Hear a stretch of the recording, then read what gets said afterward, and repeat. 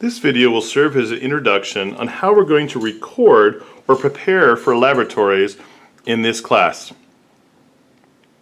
This video will serve as an introduction on how we prepare for lab by writing up our plan, as well as how we're going to document what we do in the actual lab periods. Now, if you notice on your lab thing, you're going to find that we have our lab notebook section. This will be a small part of what we're doing through a particular activity. Always have a lab title. Make sure your name, your hour, and the date that it was started. Many labs will take place over multiple weeks, so be sure that you're recording the start date. The abstract is something that once we're done with our lab, we're going to be coming back and either handwriting or typing and pasting in an abstract that summarizes all that we learned and the discoveries made.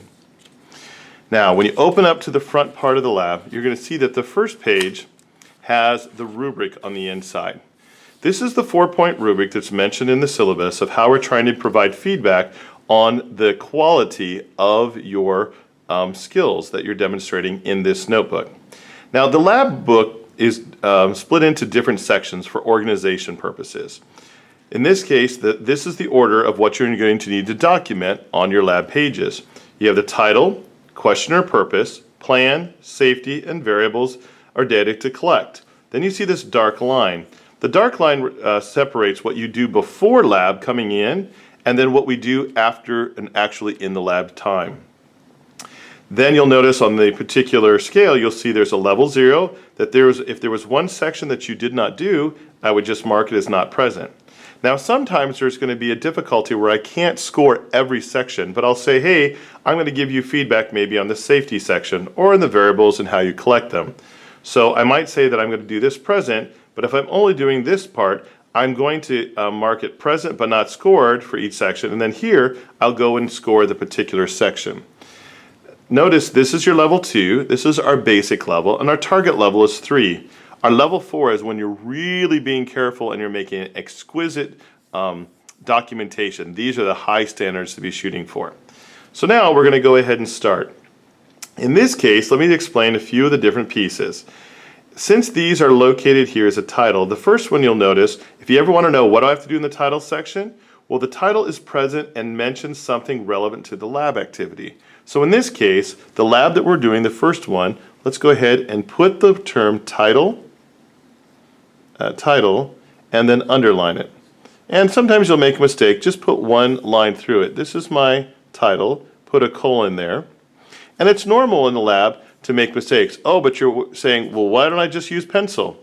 This particular document we're preparing you for to use is in the official laboratory setting or in a professional lab setting are used to be able to defend that a discovery was made on a certain day by a certain person. Hence, you'll see down here at the bottom, here's the researcher. When you're done on the page, you sign it and you date it, saying the work done on this page was done by me and signed. Also, you have a witness where you explain it to a fellow colleague or a supervisor and they date it. By having these two signatures, the information here is a strong evidence that this work was done on a particular day and was the unique work of this particular person. So we're going to come back here now on the title. And so in terms of the legal document, you need to be writing in either black or blue pen. All these other colors might be interesting to look at, but we're not going to do fancy colors, just black or blue. So now, in the title, we have the title, it mentions something about it. So what is this lab that we're doing? We could call it, maybe it's the separation chromatography lab, or it's about separating colors. And since the main technique we're using is chromatography, I'm going to just call it the chromatography lab.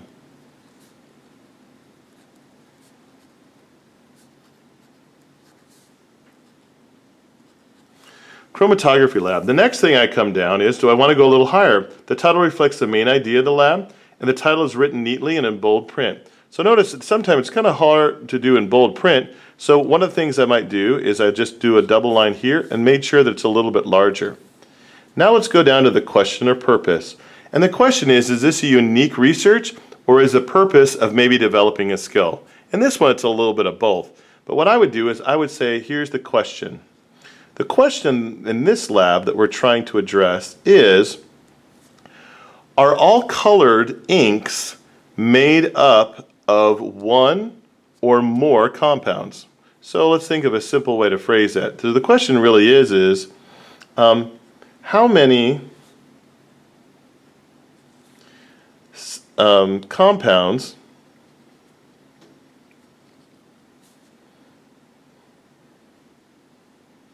are used to make different colored inks. So notice we have here the question. Each section has a clearly bolded how many compounds are used to make different colored inks. So we're going to be exploring those different pens and finding out what are those colors made up of. Some of them we might find out looks like it's a single compound, while others, although they may look like one color, are actually composed of a number of different compounds, each having a different color that when they blend together, they actually make a new color. So the next one, what's the plan? Now the plan here is, notice I haven't given you, and many times we won't give you, a specific plan or cookbook recipe to follow. You need to come up with a way saying, how are we going to do it? For instance, remember we said in this lab, there was one way we could do it. This is kind of the generic way. But some of you might try the more challenging way of using one of the techniques that was on one of the other videos. So in this section, you need to come up with a plan that has a rough idea. I like to even sometimes do a checkbox and say, what's the first thing I'm going to do? Well, and the first thing that we might do in this one is I'm going to go ahead and I'm going to cut a piece of chromatography paper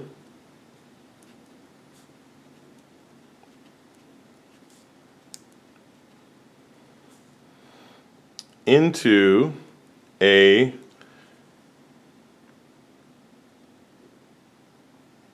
a 2-inch strip. So there we go, that's my 2-inch strip. And then I'm going to say, what's the next part? Now I don't have to worry about making them all full sentences, but I need to have them complete ideas, and I have to give a good plan. Sometimes if I need to, it's also in the plan to include a drawing to say, hey, I'm going to make it like this, and I'm going to be getting a beaker, and I'm going to set it up like this so that I have my paper around a popsicle stick, and it's going to look like this. And I can even give some dimensions about, hey, how wide is this going to be? This is going to be 2 inches, and I'm going to give the parts all the different steps that I do. Now this may not be exact to what you end up doing in lab, but this gives me evidence that you've had a clear plan of something you're going to do. And notice this has to be done before you can start the lab. Then the issue is about safety. In this case, in every lab we talk about safety. We need to think about what's going to be the hazard. Well, in this case we're dealing with water and ink. Not a whole lot of hazards. So for instance, we might be able to say safety, we will follow standard lab practices. So there we go, we'll follow standard lab practices. There's nothing in this one out of the ordinary. For instance, we wouldn't have to say don't eat food in lab. That's a given, and that's an understanding that we have for every lab. But if there's a special one, like I need gloves, or maybe I need to be able to be careful of the particular chemical compound because it's dangerous if you inhale it, so they use well-ventilated area or something like that, you would go in the safety section. Now the next one is going to be the variables or data to collect. In this case, this is your point to say, hey, wait a second, what do I have to be sure to get? In this lab, think about what we have to do. We have to be sure that we get, one, you have to get the starting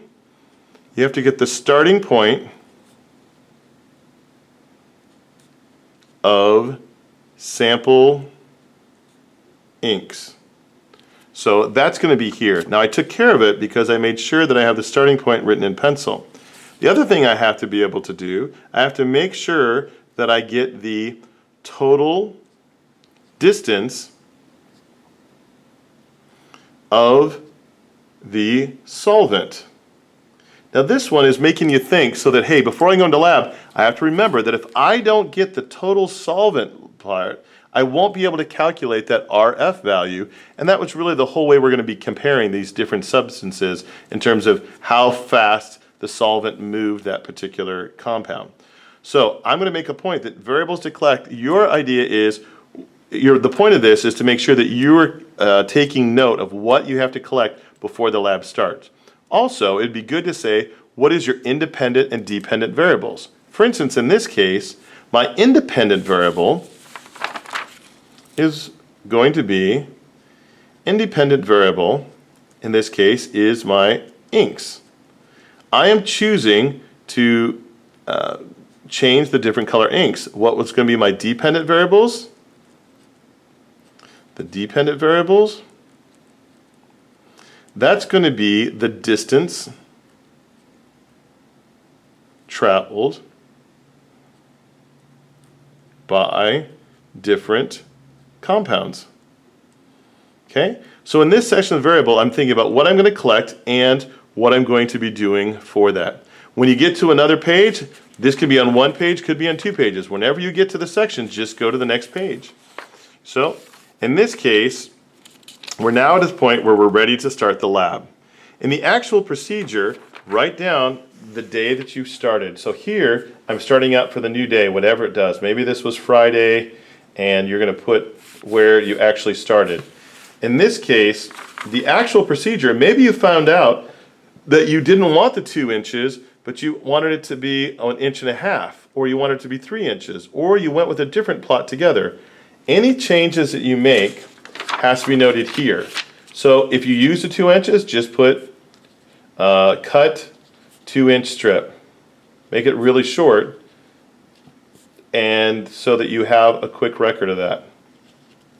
So this should be a record of what you did, because at the end of the day, someone should be able to look at your actual procedure and be able to duplicate and get the same results that you had. Then we're going to talk about your data and observations. Did you see any color changes? What are your data and observations telling you? Data and observations are going to be, what did you see? In this case, like for instance, were there any color differences? What were the distances that was traveled? What was the other parts that you see? And in this case, when you're done with your sample, you might actually want to go ahead and staple in your strips right here and staple them, because that was the data that you collected. Then the calculations. In this section, the calculations, you're going to have to calculate your RF values for each of the compounds or the substances you identified. Then claims or findings. Now the claim is, go back to your question. Your question was, how many compounds are used to make different colored inks? So a claim is basically a statement. For instance, you might find that the yellow ink is only made up of 1 compound.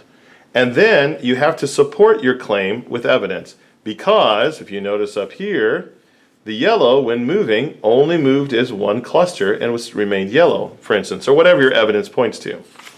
And then the last part is your abstract. And we'll talk more about how we're going to write the abstract, but the final version comes back here and gets put on the front.